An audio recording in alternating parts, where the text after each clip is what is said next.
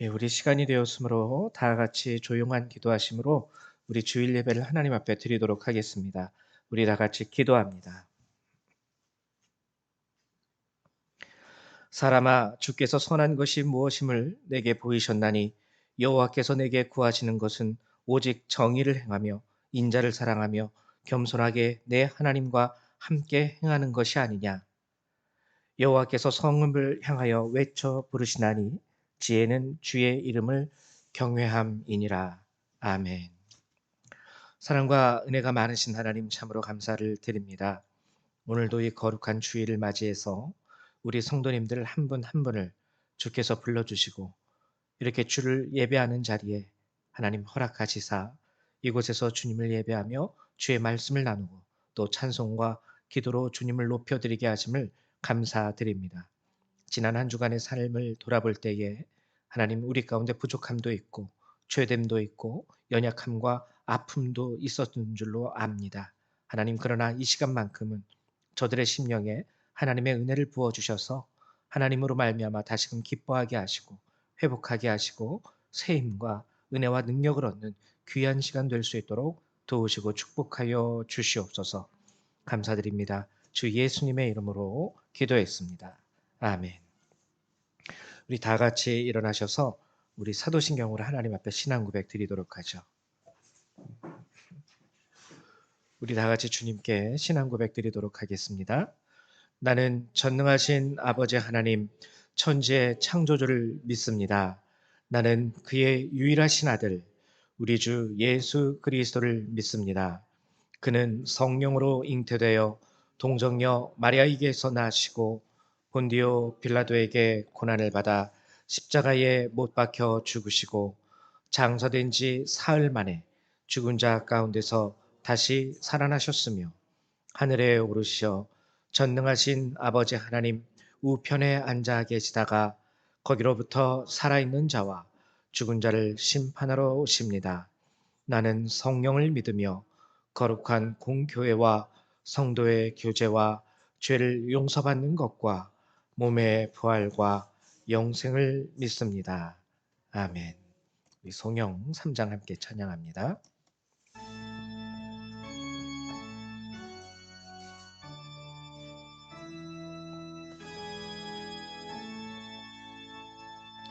성부 성자와 성령 찬송과 영광 돌려보내세. 태초로 지금까지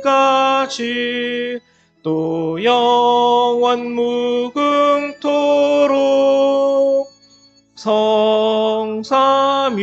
성삼위께 영광 영광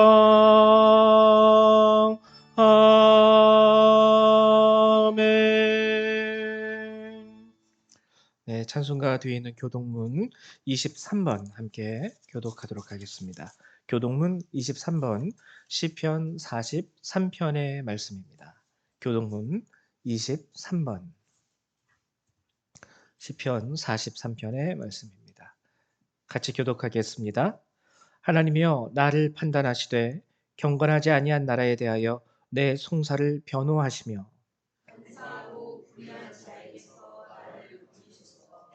주는 나의 힘이 되신 하나님이시거늘 어찌하여 나를 버리셨나이까.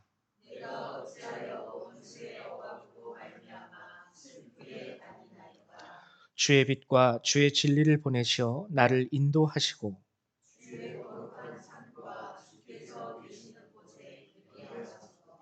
그런즉 내가 하나님의 제단에 나아가 나의 큰 기쁨의 하나님께 이르리이다.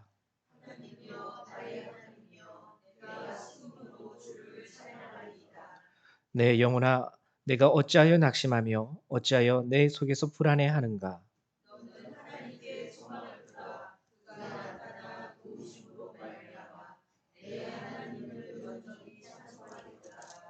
아멘. 네, 자리에 앉아 주시기 바랍니다.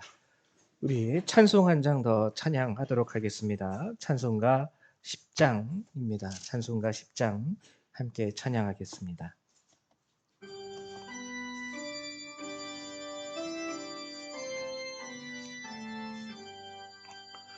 전능왕 오셔서 주 이름 찬송케 하옵소서. 영광과 권능의 성부여 오셔서 우리를 다스려 주옵소서.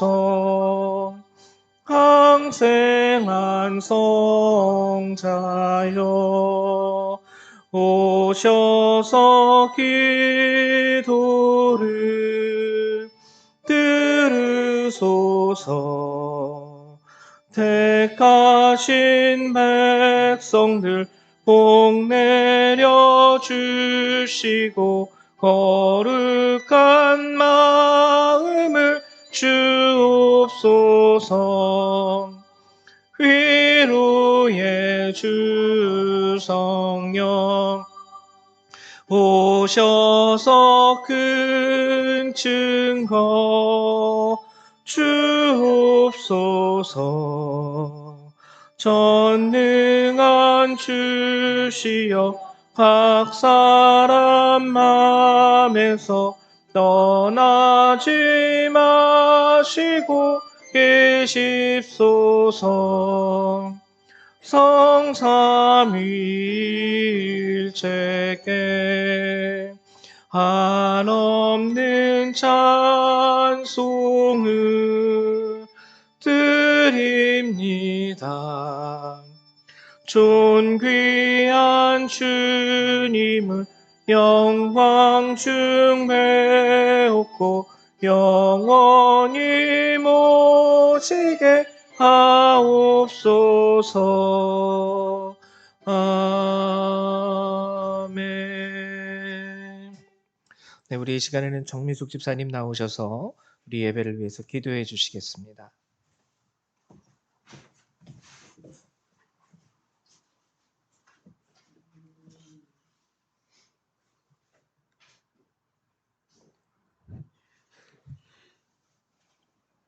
기도하겠습니다. 범사에 우리 주 예수 그리스도의 이름으로 항상 아버지께 감사하며 너는 마음을 다하여 여호와를 신뢰하고 내 명철을 의지하지 말라.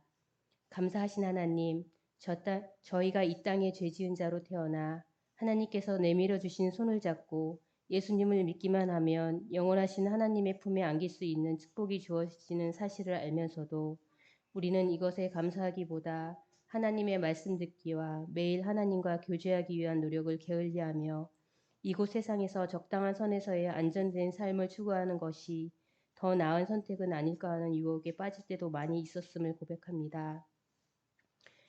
그리고 트리기의 지진과 같이 엄청난 재해를 보면 그 일이 너무 무섭고 우리나라가 아닌 것에 대한 안도감과 함께 이런 일들을 어떻게 받아들이고 어떤 기도를 해야 할지 혼란스러워지곤 합니다.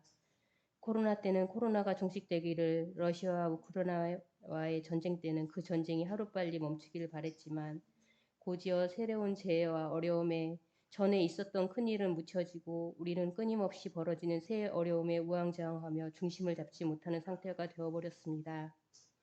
우리를 사랑하시는 하나님, 하나님은 우리가 현재 처한 현실이 바뀌기를 꿈꾸느라 시간과 체력을 낭비하지 말고 그 에너지로 하나님을 신뢰하기를 바라신다는 것을 압니다. 하루하루 반복되는 그저 그런 일상인 것 같지만 우리에게 주어지는 매일을 하나님께 받은 귀한 선물로 여기며 현실과는 다른 환경을 꿈꾸는 대신 주어진 날을 하나님께 감사하며 어떤 상황에서도 하나님과 함께하는 마음으로 평강을 유지하며 살 수 있게 기도하게 하여 주소서. 하나님께서는 우리가 올리는 감사의 제사는 약한 영의 견고한 잔을 약화시키는 거룩한 능력이 있다고 하셨습니다. 감사함으로 인내하며 불평하고 싶은 유혹을 물리친다면 고난 중에 기쁨과 평화로운 선물을 주실 것을 믿습니다. 하나님 또한 하나님께서 직접 만드신 가족이라는 구성원이 개인의 이기심에 깨지지 않게 지켜주소서. 한 가정을 만들고 자식을 낳아 양육하는 것이 쉽지 않은 과정임을 알지만 가족 간의 사랑을 통하여 하나님께서 하시고자 하는 계획이 있으실 텐데 자신만을 위한 삶을 생각하며 가족을 이루는 어려움을만을 생각하며 가족을 만들기를 꺼려하는 그들의 마음에 사랑의 마음이 회복되길 원합니다. 하나님이 원하시는 것도 사랑이요. 모든 것을 치유할 수 있는 힘도 사랑이라는 것을 깨닫게 해주시고, 가족으로 인해 힘들어하는 사람들의 마음이 하나님의 말씀과 성령의 역사하심으로 치유되게 하여주소서. 이제 추운 겨울이 지나고 서서히 봄의 기운을 느끼게 되는 때가 왔습니다. 아직까지 마음이 겨울인 모든 이들을 위하여 기도할 수 있게 하여 주시고, 늘 오는 봄이지만 이번 봄은 어느 때보다 큰 감사와 사랑으로 받아들이는 봄이 모두에게 되기를 바라며 예수 그리스도 이름으로 기도드렸습니다. 아멘. 네, 감사드립니다. 예, 우리 이 시간에는요, 하나님의 말씀을 함께 나누어 보도록 할 텐데요. 함께 보실 주님의 말씀은 사사기 17장 1절에서 13절의 말씀을 함께 나누도록 하겠습니다. 17장 전체예요. 예, 우리 구약 성경 391페이지 또는 392페이지에 있습니다. 사사기 17장 1절에서 13절의 말씀. 한번 다 찾아보시죠. 구약 성경 391페이지 또는 392페이지. 예. 다 찾으셨죠? 저희 한 절 한 절 같이 교독하도록 하겠습니다. 에브라임 산지에 미가라 이름하는 사람이 있더니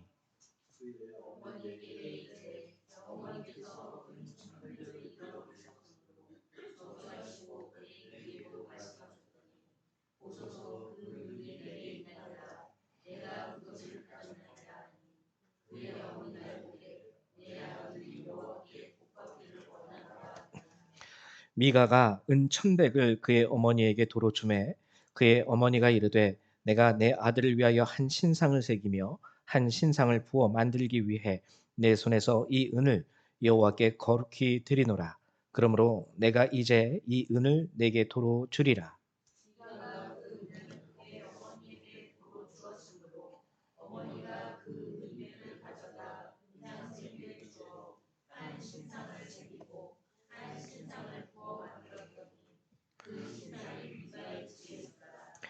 그 사람 미가에게 신당이 있으므로 그가 에봇과 드라빈을 만들고 한 아들을 세워 그의 제사장으로 삼았더라.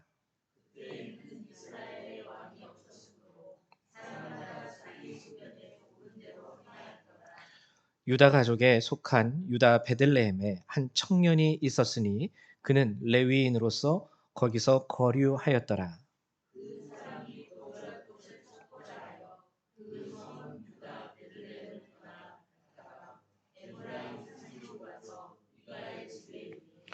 미가가 그에게 묻되 너는 어디서부터 오느냐 하니 그가 이르되 나는 유다 베들레헴의 레위인으로서 거류할 곳을 찾으러 가노라 하는지라.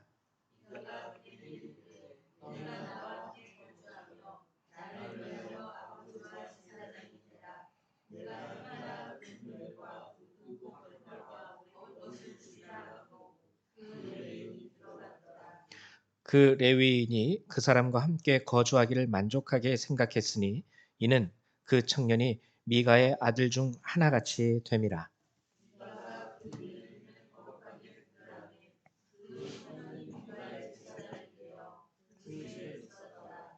이에 미가가 이르되 레위인이 내 제사장이 되었으니 이제 여호와께서 내게 복 주실 줄을 아노라 하니라. 아멘. 예, 오늘 이제 여러분하고 사사기의 말씀을 함께 나누고자 합니다.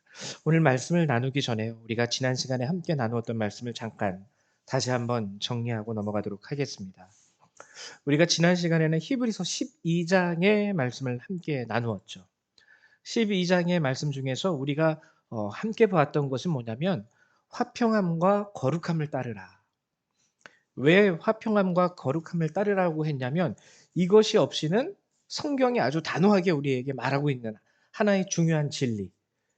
화평함과 거룩함이 없으면요 주를 보지 못하리라라고 성경은 분명하게 기록하고 있습니다. 예수를 믿으면서도 그리고 우리가 하나님을 믿고 교회를 다니고 심지어는 우리 주머니에 있는 재정을 털어서 세상 사람들이 말하기에는 목사한테 갖다 바친다. 정신 나간 짓이다. 쉽게 말해서 이 정신 나간 짓을 하는 이유는 딱 하나입니다. 우리는요, 우리는요, 예수 그리스도의 살아계심을 믿기 때문에 이 땅을 다 살고 우리의 삶을 다 살고 마지막 날에 우리가 주를 보게 될 것을 기대하고 소망하고 확신하기 때문에 우리는 소위 신앙이라는 걸 가지고 신앙생활을 하고 있는 거예요. 교회 나가고 있다라는 거예요. 세상 사람들은 예수님을 믿지 못하기 때문에 알지 못하기 때문에 그게 정신 나간 짓처럼 보입니다. 그냥 나가서 사람들 보고 사람들과 사귀고 사람들과 인사하고 사람들과 만나서 좋은 시간 보내고 오면 괜찮겠는데 돈까지 갖다 바치니까 더 이상하게 보이는 거죠. 근데 우리가 이렇게 하는 이유는 무엇이냐면 우리는 알아요. 정말 예수님은 살아계시고요. 정말 주님이 말씀하신 것처럼 우리가 이 땅의 삶을 다 살고 난 이후에는 반드시 하나님 앞에 서게 됩니다. 그때 우리는 예수 그리스도를 보기 위하여 그분의 은혜 안에 거하며 하나님께서 우리에게 약속하신 하나님 나라의 백성이 되기 위하여 지금 이 순간부터 하나님의 말씀을 듣고 예배하는 자들이죠. 근데 그 성경이 우리에게 뭐라고 말씀하셨냐면 화평함과 거룩함을 따르라. 이것이 없이는 주를 보지 못하리라. 안 되는 거예요. 큰일 나는 거예요. 이거는 세상 사람들에게 하신 말씀이 아니라 우리들에게 하신 말씀이에요. 비록 교회를 다니고 비록 헌금을 내고 비록 교회에서 봉사를 하고 담임 목사와 좋은 관계를 가지고 성도들 안에서도 뭐 좋은 관계를 가지고 살아간다 할지라도 화평함과 거룩함이 없다면 우리는 결국엔 하나님께서 우리에게 말씀하신 그 하나님의 나라에 들어갈 수가 없습니다. 큰일 나는 거죠. 그래서 우리가 이 화평함과 거룩함을 따르라는 이 말씀 되게 어떻게 보면은요, 되게 추상적이에요.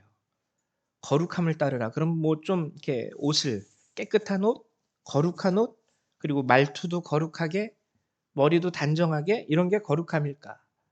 성경이 얘기하는 것은 크게 두 가지였죠. 두 가지였는데 하나는 뭐냐면 쓴 뿌리를 제거해라. 그리고 또 한 가지는 뭐냐면 망령된 행실을 버리라.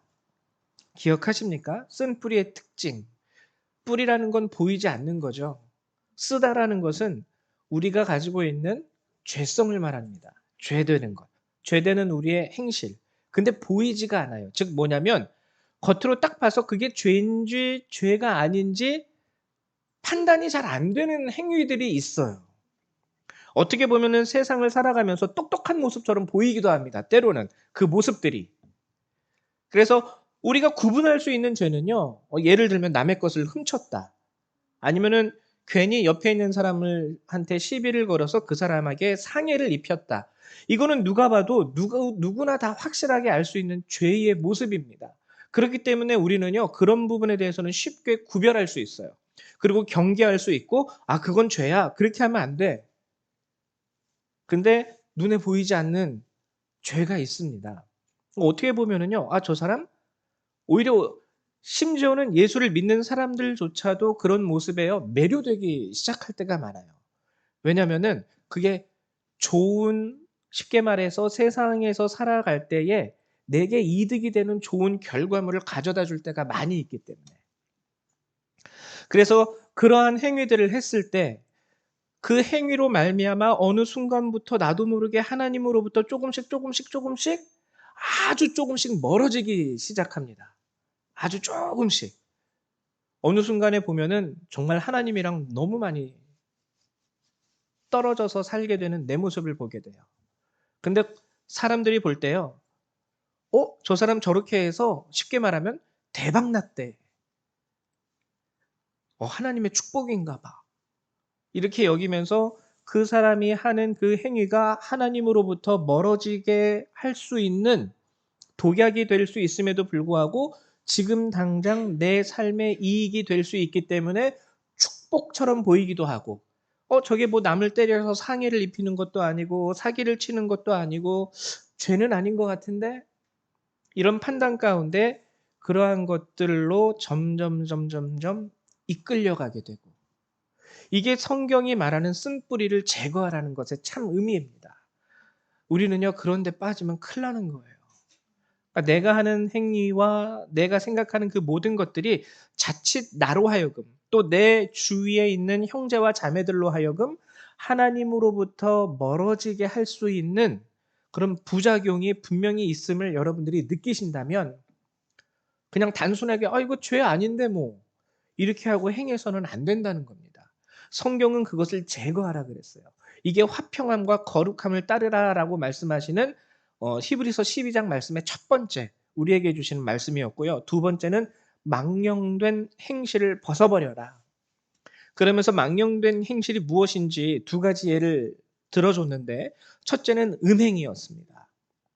음행을 하는 것과 그리고 허기진 배를 채우기 위하여 팥죽 그 한 그릇에 장자의 권한을 내어 던진 에서의 모습. 이 망령된 행실이라는 건 즉 무엇이냐면요. 단순히 지금 이 순간 현실의 자기 만족과 욕구만을 채우기 위해서 하나님께서 우리에게 주신 그 귀한 믿음의 가치를 저버리는 것 자체가 망령된 행실이에요. 여러분 솔직히 보세요. 그때도 지난주에도 말씀드렸지만 음행이라는 것 그게 솔직히 말해서 뭐 우리에게 도움될 게 딱 한 가지 우리의 정욕을 채운다라는 거 외에는 뭐가 있습니까? 음행이라는 건 잘못하면 가정을 파괴하고요. 잘못하면은 소위 말하는 뭐 성병 이런 거 걸려 가지고 내 건강을 해칠 수도 있고요. 굉장히 한 가지 빼고는 백해무익한 게 그거예요. 그 한 가지가 뭐냐면 지금 이 순간 내 잘못된 정욕. 이거 외에는 음행이라는 건 우리 인생에 별로 별반 도움이 될 게 아무것도 없는 거예요. 아무것도 없는 거예요. 에서도 그랬죠. 에서도 그랬죠. 지금 배가 너무 고파요. 근데 여러분 생각을 해 보세요. 에서는 이삭의 장자였습니다. 이삭의 장자였기 때문에 그가 아무리 신앙에서 겉도는 삶을 살았다 할지라도 그의 뭐 할아버지나 아버지로부터 여호와로부터 우리는 택함 받은 민족이야. 너의 증조부 아브라함부터 그리고 야곱 그리고 뭐 이런 모든 이야기를 다 듣고 자랐을 거예요.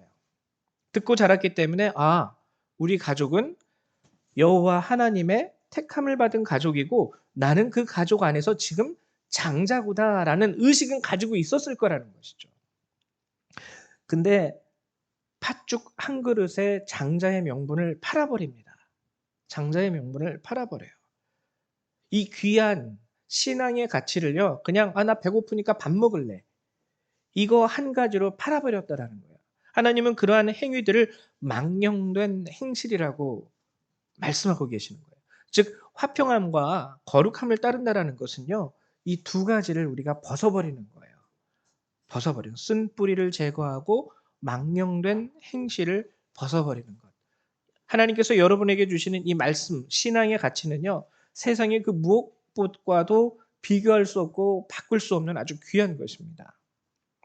그리고 또 마지막으로 함께 나누었던 것이 은혜를 받자. 은혜를 받자라고 우리 성경 한글 성경에는 은혜를 받자라고 기록이 되어 있지만 그 원래적 본어적 의미는 감사하자라는 뜻이에요. 감사하자. 왜요? 두 가지 이유가 있다 그랬죠. 한 가지는 우리는 이미 예수 그리스도의 그 언약의 보혈의 은혜로 말미암아 하나님의 나라를 기업으로 받았습니다. 그렇기 때문에 감사를 하자라는 것이고요.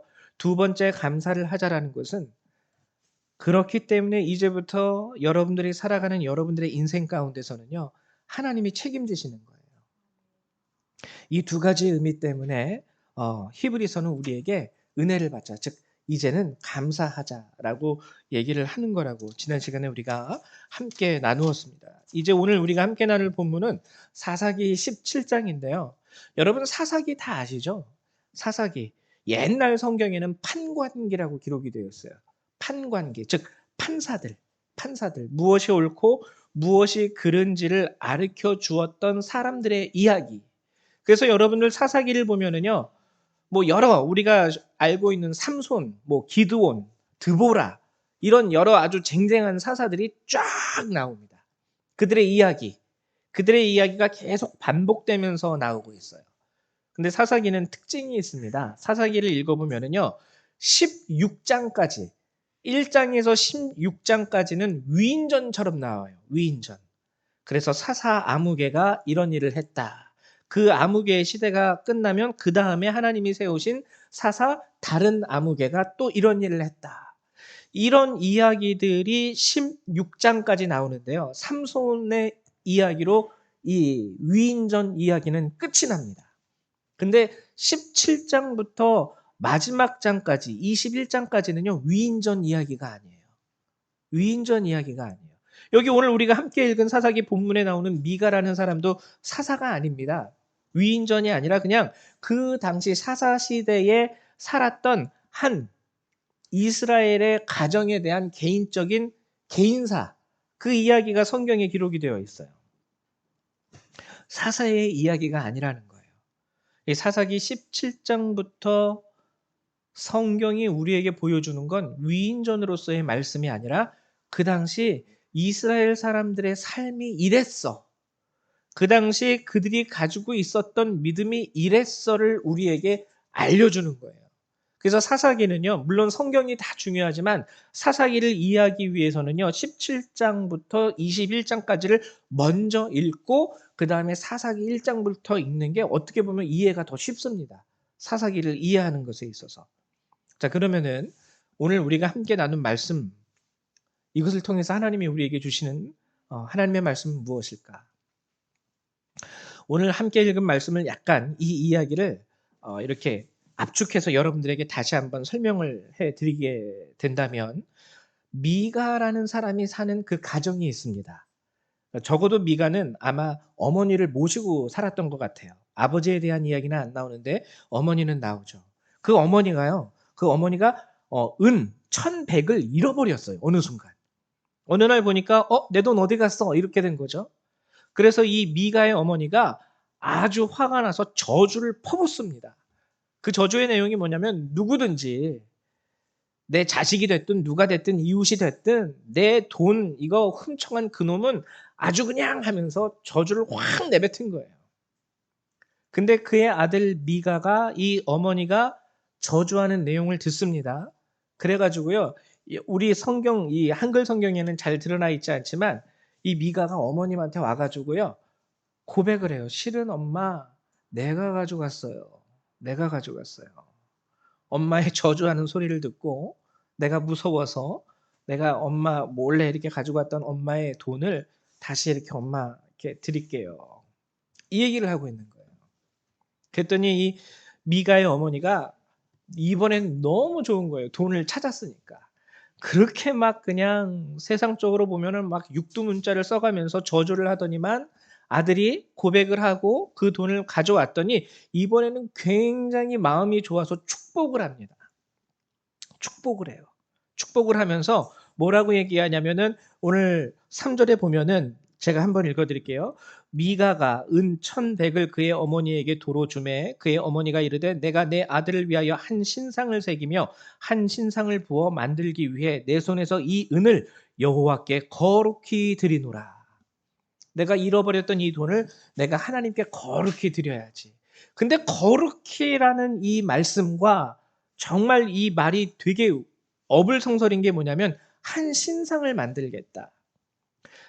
여러분, 하나님께서는 분명히 모세를 통해서 이스라엘 백성에게 율법을 주실 때 우상을 만들지 말라 그랬어요. 하나님의 형상이라고 해서 뭐 새기거나 세우지도 말라 그랬어요. 하나님은 엄격하게 이것을 십계명을 통해서 금지했는데 지금 미가의 어머니는 신상을 만들고 여호와를 위하여, 그리고 여호와를 위하여 이 돈을 거룩히 드리로다. 하나님이 볼 때 이 돈이 거룩히 하나님께서 받으실 만한 돈이 되었을까요? 이 돈 가지고 내가 하지 말라는 거 하고 있거든요, 지금 미가의 어머니가. 근데 미가 어머님은 스스로 그냥 자기 기분에 취해가지고 기분이 좋으니까 신상을 새게 만들고 이 돈을 미가에게 주고, 그 미가는 그 돈을 받아서 신상을 또 만들고, 그리고 자기 아들 미가의 아들 그 이 할머니의 손자 중에 한 명을 가정의 제사장으로 세우고 그에게 제사장들이 입는 옷을 맞춰가지고 내어주기까지 합니다. 그러니까 지금 이렇게 현 상황으로 보면 지금 미가의 집안은요 축제의 분위기예요. 돈도 찾았죠. 아들도 엄마가 처음엔 저주했는데 지금 축복의 말씀을 듣고 있죠. 이참에 우리 아들을 제사장으로 삼자 하고 제사장으로 세웠죠. 그리고 여호와를 위하여 한 신상을 부어 만들어서 세우게 되죠. 야, 우리 이렇게 잘하고 있으니까 하나님이 우리한테 복 주실 것 같아. 너는 우리 뭐 아들 중에 한 명은 제사장이 됐고, 여호와를 위하여 신상도 부어 만들었고 또 할머니가 기분 좋아서 축복을 하고 있고 야 오늘은 진짜 집안 분위기가 되게 복된 분위기다. 근데 오늘 또 한 가지 사건이 한 가지 더 일어나는데요. 그게 뭐냐면 레위인 청년을 만나게 된다라는 거예요. 자기 아들은 레위인이 아닙니다. 그냥 우리 집안의 제사장인데 쉽게 말하면 출신 성분상 레위인이 자기 집안에 찾아온 거예요. 레위인. 제사장의 피를 이어받은 이 레위인이. 그러니까 미가가 볼 때는 어떠할까요? 야, 이건 정말 하나님이 우리에게 주시는 기회이자 복이자 은혜이자 은총이구나. 아마 확신했을 겁니다. 확신했을 겁니다. 우리 이제 복 받을 것만 남았다. 우리 이제 하나님으로부터 복 받을 것만 남았다. 미가는 그렇게 생각을 했을 겁니다. 근데 오늘 성경 가운데서 우리가 함께 봐야 할 아주 중요한 말씀이 있는데 바로 17장 6절의 말씀. 뭐라고 기록하고 있냐면 그때에는 이스라엘에 왕이 없었으므로 사람마다 자기 소견에 옳은 대로 행하였더라. 하나님이 내뱉는 한마디예요. 하나님이 내뱉는 한마디.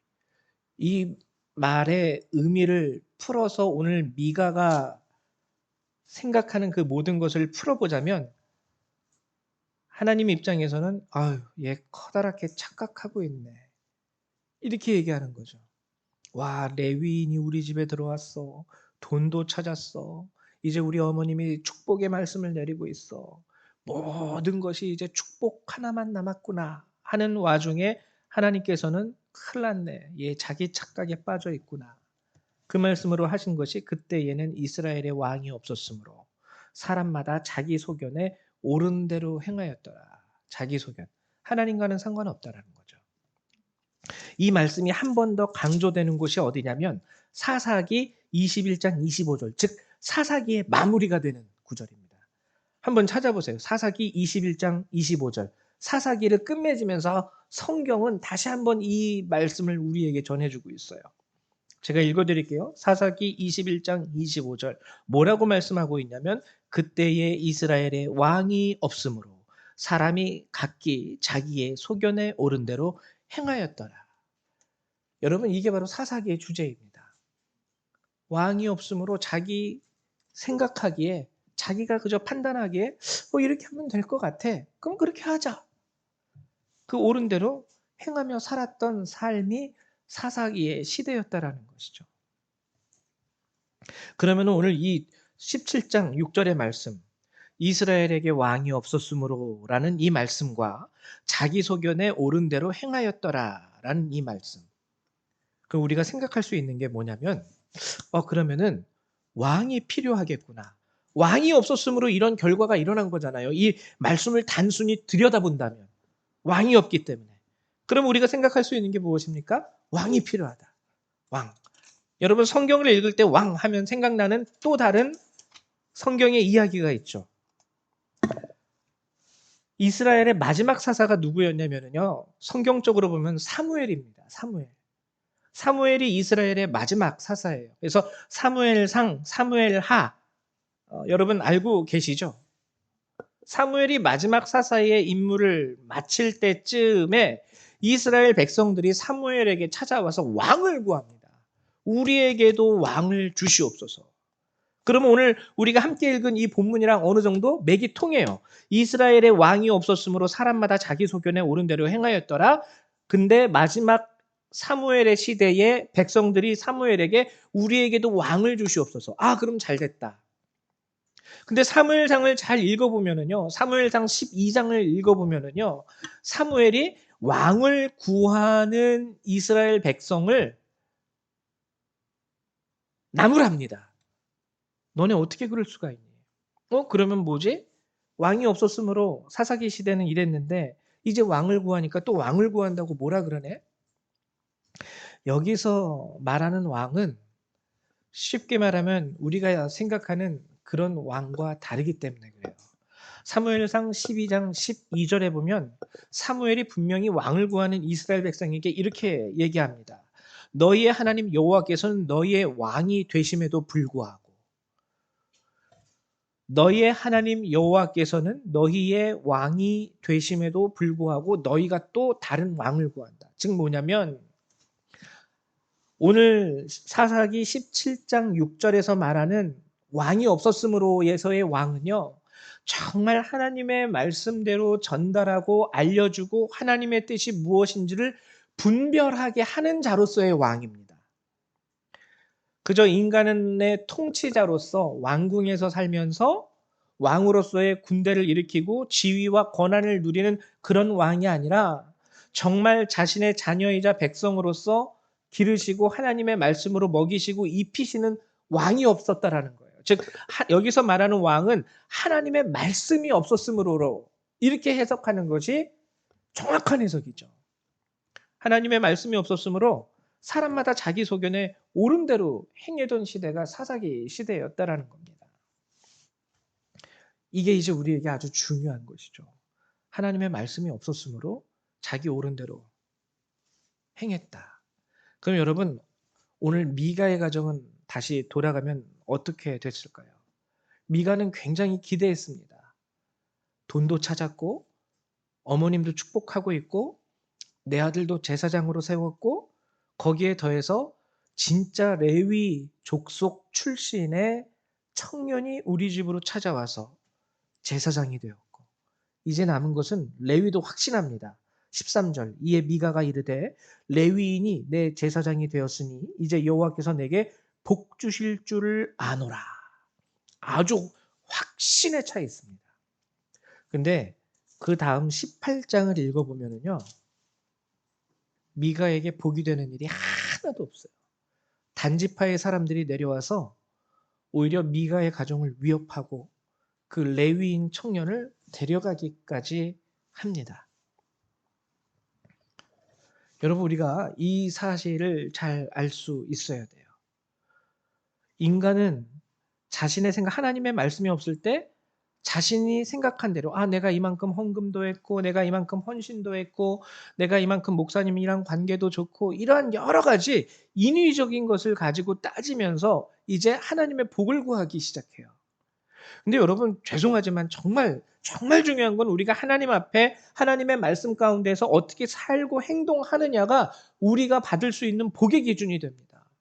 제가 이 교회의 담임 목회자이긴 하지만 그리고 제가 여러분들하고 정말 모든 관계성에 있어서 좋은 관계를 맺고 살아가기를 원하지만 그것이 여러분들이 받게 된다는 그 복에 대한 절대적인 기준은 아니라는 거예요. 아니라는 거예요. 이러한 미가와 같은 사람에 대해서 성경이 하는 말씀이 있습니다. 미가와 같은 사람. 시편의 2장, 시편 2장에 보면 이렇게 얘기하고 있어요. 어찌하여 이방 나라들이 분노하며 민족들이 헛된 일을 꾸미는가? 어찌하여? 이게 뭐냐면은 자기 소견에 좋을 대로 행동하는 거거든요. 자기 소견에 좋을 대로 막 나라도 국가도 개인도 그러한 모습들을 보면서 하나님이 하시는 말씀은 뭐냐면 어찌하여 나라들이 분노하며 민족들이 허사를 경영하는 거. 저거 아닌데라는 거죠. 그리고 하나님이 그들에게 말씀하신 것은 무엇이냐면 하늘에 계신 이가 웃으시며 주께서 그들을 비웃으시리로다. 비웃으시리로다. 미가를 쉽게 말하면 지금 하나님은 비웃고 계시는 거예요. 비웃고 계시는 거예요. 하나님 제가 이 돈을 잃어버린 돈을 거룩히 구별하여 하나님께 드리지 않았습니까? 하나님께 거룩히 구별하여 드려서 이 돈으로 신상도 만들고 제사장의 옷도 만들어서 또 우리 아들을 제사장으로 세워서 이렇게 했는데 왜 복을 안 주십니까? 하나님은 그들에 대해서 비웃고 계시다는 것이죠. 여러분 우리는 잘 알 수 있어야 됩니다. 특히 우리가 사는 이 시대가요. 조금 전문적으로 얘기하자면 포스트 모더니즘이라 그래요. 포스트 모더니즘. 이 포스트 모더니즘의 특징이 뭐냐면요. 기준이 없다예요. 기준이 없다. 그냥 내가 하고 싶은 거. 그래서 가장 많이 이 포스트 모더니즘 시대에서 많이 최고의 단어로서 주장되고 있는 게 자유예요.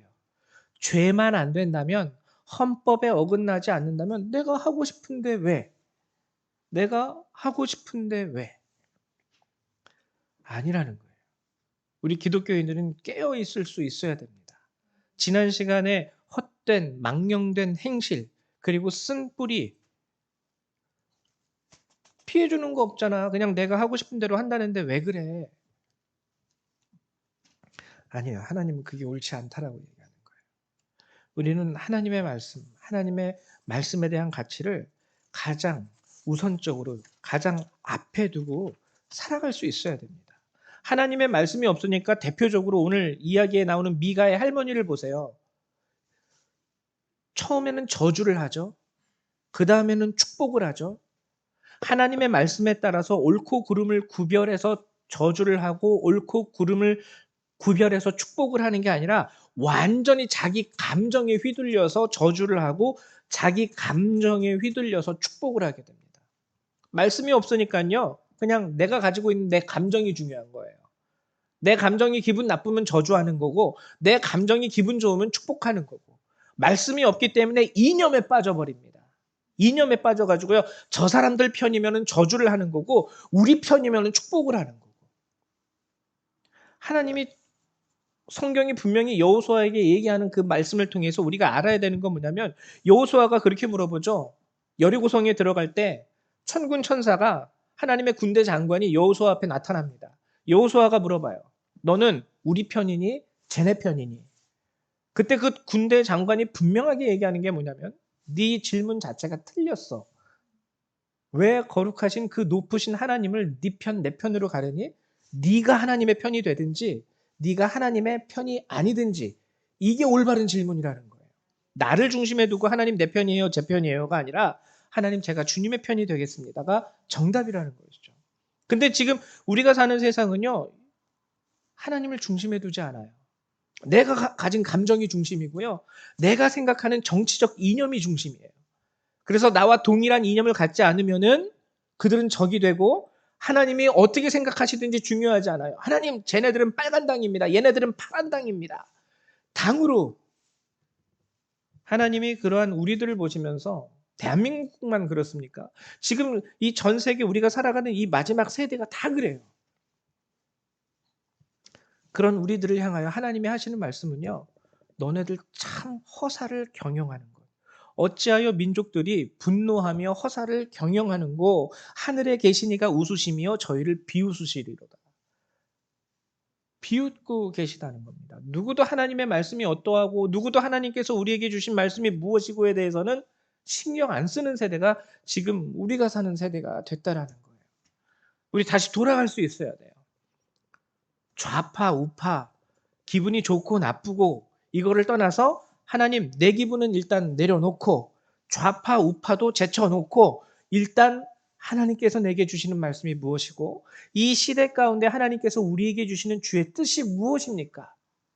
여러분들이 이것을 살펴보지 못한다면 여기로 돌아가지 못한다면 하나님을 다시금 우리 삶의 중심, 하나님의 말씀을 다시금 내 삶의 가운데 놓아두지 못한다면 우리는 그 순간부터 망한 삶이 되는 거예요. 왜? 하나님이 비웃으시니까.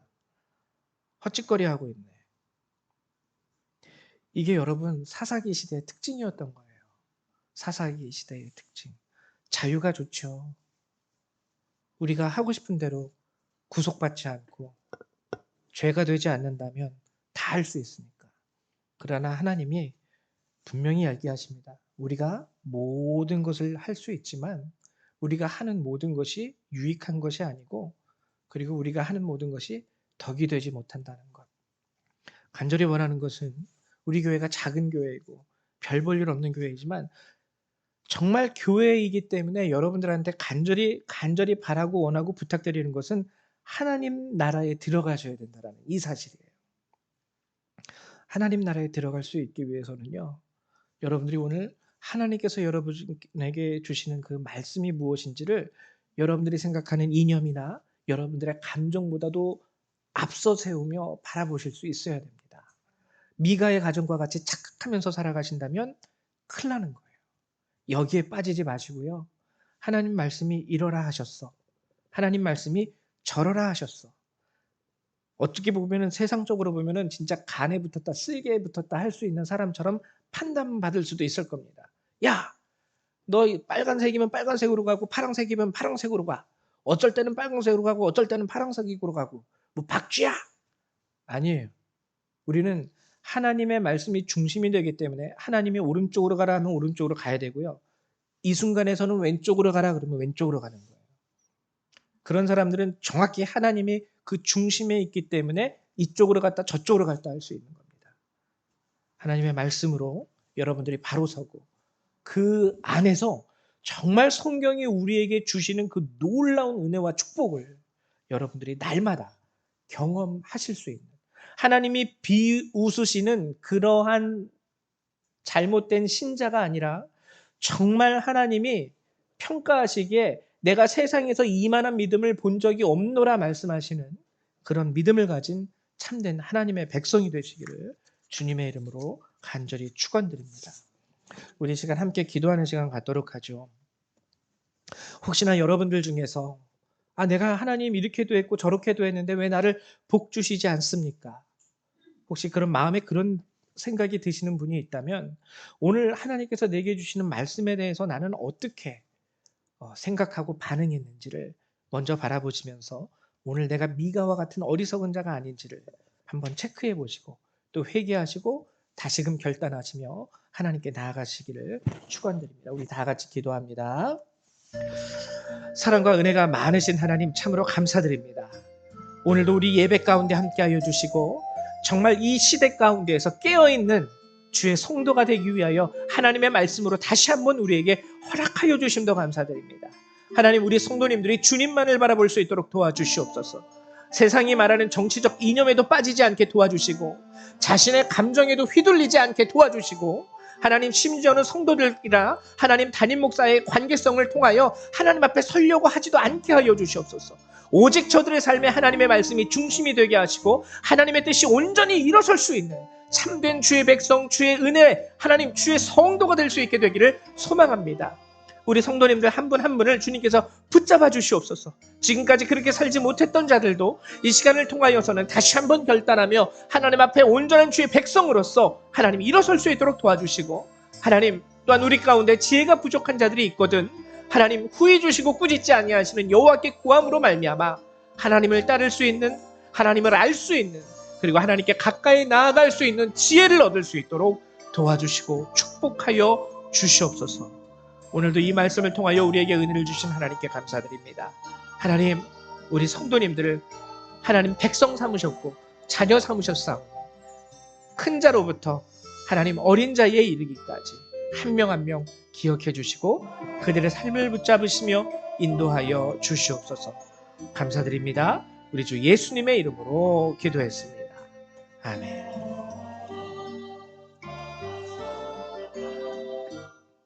네, 감사드립니다. 우리 이 시간에는요, 찬송가 204장 함께 찬양하시면서 준비하신 예물을 하나님 앞에 드리도록 하겠습니다. 찬송가 204장입니다.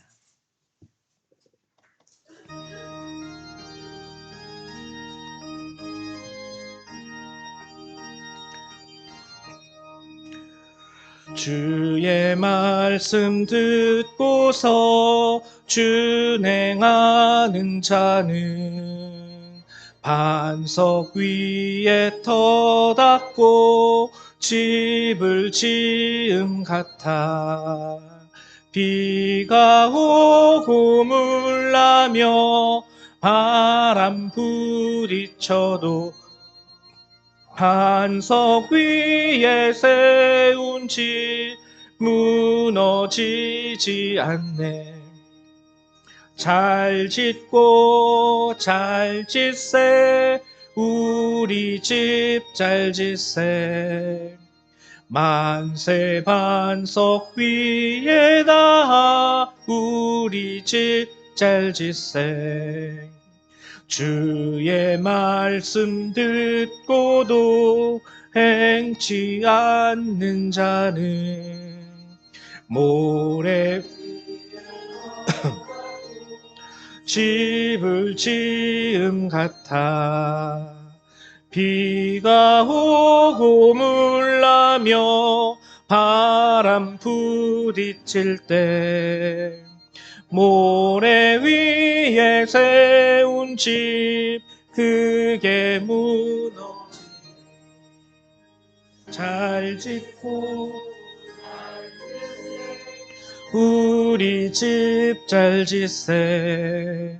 만세 반석 위에다 우리 집 잘 짓세. 세상 모든 사람들 집을 짓는 자니 반석 위가 아니면 모래 위에 짓네. 우리 구주 오셔서 지은 상을 줄 때 모래 위에 세운 영영상 벌 주리. 잘 짓고 잘 짓세. 우리 집 잘 짓세. 만세 반석 위에다 우리 집 잘 짓세. 아멘. 네, 우리 들으신 예물 위해서 기도하겠습니다. 사랑과 은혜가 많으신 하나님 참으로 감사드립니다. 오늘도 주께서 저희들을 자녀 삼으심으로 말미암아 이곳에 불러주시고 이곳에서 하나님의 말씀을 듣게 하시고 하나님의 뜻을 알게 하시며 하나님 그 안에서 성도가 살아야 할 삶의 모습과 자리 그리고 정말 하나님의 말씀 하나님 이것을 깨닫게 하심을 감사드립니다. 우리 성도님들이 오늘도 주께 나아올 때 하나님 힘들고 어려운 가운데서도 주께서 명하신 바 11조와 감사의 의무를 이렇게 주님 앞에 내어드립니다. 하나님 드리는 손길 가운데는 참으로 힘들고 어려운 자들도 있지만 하나님 저들이 감사함으로 또한 주의 명령을 따라서 이렇게 예물을 드리오니 하나님 저들을 특별히 축복하여 주시고 저들을 긍휼히 여겨 주셔서 하나님의 모든 크신 은혜와 능력으로 말미암아 저들을 붙잡으시고 세워 주시옵소서. 또한 드리는 이 모든 예물을 하나님께서 기뻐 받아 주셔서 정말 하나님께서 원하시는 곳에 온전히 쓰임 받게 하시며 하나님의 나라를 예배하는 귀한 제정으로 주님 앞에 드려지게 하여 주시옵소서. 오늘도 우리의 예물을 받아주심에 감사드리며 우리 주 예수님의 이름으로 기도했습니다. 아멘. 네, 감사드립니다. 교회 소식을 알려드리도록 할게요. 네, 먼저 기도드리는 것은 감사한 일이기도 한데요. 저희가 금요기도회를 토요일로 바꿔 보았습니다. 왜냐하면은 이렇게 금요일에도 이렇게 여러분들이 기도하시는 분들은 꾸준히 잘 참석을 해주시는데 우리 교회학교 학생들을 한번 생각을 해봤어요. 금요일 날보다는 토요일 날 저녁에 가족하고 같이 나오는 게 이 아이들이 좀 더 하나님 앞에 기도할 수 있는 시간, 어려서부터 기도할 수 있고 어려서부터 하나님 앞에 나아갈 수 있는 시간, 이게 정말 귀한 것 같아서 금요 기도회를 토요일 8시, 시간은 동일합니다. 토요일로 바꿨습니다. 그래서 여러분들 토요일은 또 그나마 이제 금요일까지는 일하시고 그러다 보면은 저녁에 또 피곤하실 수도 있는데 토요일은 또 그나마 요즘 또 쉬시는 분들도 있으니까 시간이 되시는 분들은 토요일 가족 기도회 8시에 꼭 참석하셔서 우리 함께 기도할 수 있게 되기를 여러분 모두에게 간절히 축원하며 부탁을 드립니다. 그리고 돌아오는 토요일 18일이에요. 잊지 마십시오. 1시 30분까지 교회로 여선교회 모임이 있습니다. 1시 30분까지 교회로 모여주시고요. 여기서 만약에 차가 있으신 분들은요. 차가 있으신 분들은 곧바로 우리 저기 정미숙 집사님하고 홍일남 형제님 운영하시는 그 식당으로 곧바로 가셔도 돼요. 식당으로 가실 분들은 2시까지 가주시면 되고요. 교회에 모여서 스타렉스를 타고 가시겠다 하시는 분들은 1시 30분까지 여기로 모여주시면 됩니다. 그래서 여선교회 모임이 교회에서 1시 30분에 모여서 2시까지 가는 거 이걸 기억해 주셔서 직접 가실 분들은 2시까지 그리고 여기로 오셔서 타고 가시겠다 하시는 분들은 1시 30분까지 여선교회 회원님들 모여주시기를 바랍니다. 그리고 2월 22일은요. 사순절이 시작되는 날입니다. 사순절 여러분들 예수 그리스도의 죽으심과 또 부활하심, 이 부활과 관계되어서 예수 그리스도의 고난, 그 순환, 우리가 그것을 기념하며 스스로 겸비하고 또 부활절을 우리가 생각하면서 준비하는 기간이기도 합니다. 늘 경건한 마음으로 이 사순절을 여러분 맞이하시기를 부탁드리고요. 또 우리 윤명희 성도님께서 이제 등반하셨어요. 막 이제 보통 보면은 요즘에는 특히 그런 분들이 많죠. 교회 한 번 나와서 예배드리고 이 교회가 좀 어떤가 분위기 보고 이렇게 또 다음 주에는 이렇게 몇 군데 다니다가 한 군데 딱 정착하시는데, 우리 윤명희 성도님이 저희 교회에 이렇게 오셔 가지고 이렇게 정착을 하셔서 이제 출석하신 지 한 달이 다 인제 되셨습니다. 넘으셨습니다. 그래서 등반하셔 가지고 교회에서 그 교회 폐하고 우리 수건을 준비를 했어요. 윤명희 성도님 이따 예배 마치시고요. 요거 받아가시기를 부탁드립니다. 받아가세요. 예, 그리고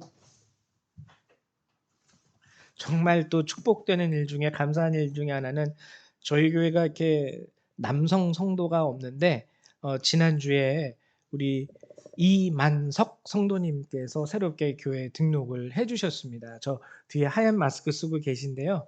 예. 지난주에 다들 인사는 하셨죠. 예. 그래서 오늘도 또 인사를 해 주시고요. 우리 최초의 남선교회 회원이 되셨어요. 우리 장로님 빼면은, 장로님들 빼면은. 그래서 등록을 해 주셨습니다. 너무 감사드리고요. 예배 후에 함께 인사를 나눠 주시기를 부탁을 드립니다. 또 우리 이만석 성도님의 큰아들은 또 저희 영광이, 우리 준락이 성유리하고 같은 나이 친구예요. 저기 그 포천중학교를 올해 같이 졸업을 하고, 그리고 저기 송우고등학교에 입학을 한다고 합니다. 그래서 준락이도 아마 알 거예요. 준락이도 알고 성유리도, 진우 맞죠? 예. 진우, 성유리도 아니? 성유리도 아는구나, 진우. 그래서 진우. 그래서 그래서 참 이런 인연도 있구나 하고 감사하더라고요. 그래서 함께 예배 후에 인사 나눠 주시기를 부탁드립니다. 예, 그 외에 다른 광고 사항은 없고요. 우리 다 같이 일어나셔서 찬송 1장 함께 찬양하시고 축도하심으로 예배를 마치도록 하겠습니다.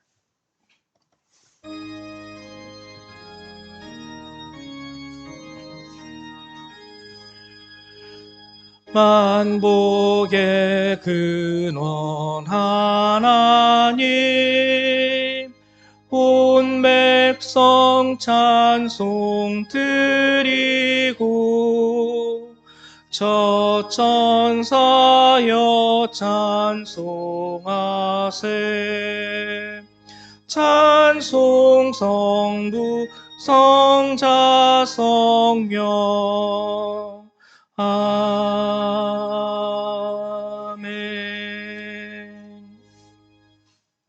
사랑과 은혜가 많으신 하나님 참으로 감사드립니다. 날마다 그리고 때마다 도우시는 하나님의 은혜로 우리가 살아감을 고백드리며, 하나님 이제 예배를 마치고 돌아감에도 하나님의 은혜가 우리와 함께 하시기를 간구합니다.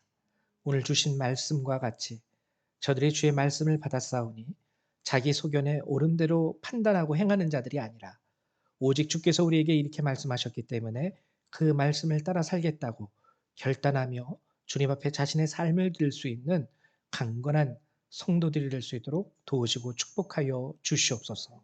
이제 이 예배를 마치고 삶의 자리로 돌아가는 모든 그리스도의 백성들, 그들의 삶과 머리 위에 하나님의 은혜와 예수 그리스도의 사랑과 성령의 능력이 늘 항상 함께하여 주시기를 성부 성자 성령 하나님의 이름으로 간절히 축원하옵나이다. 아멘. 할렐루야, 감사합니다. 예배를 마치겠습니다.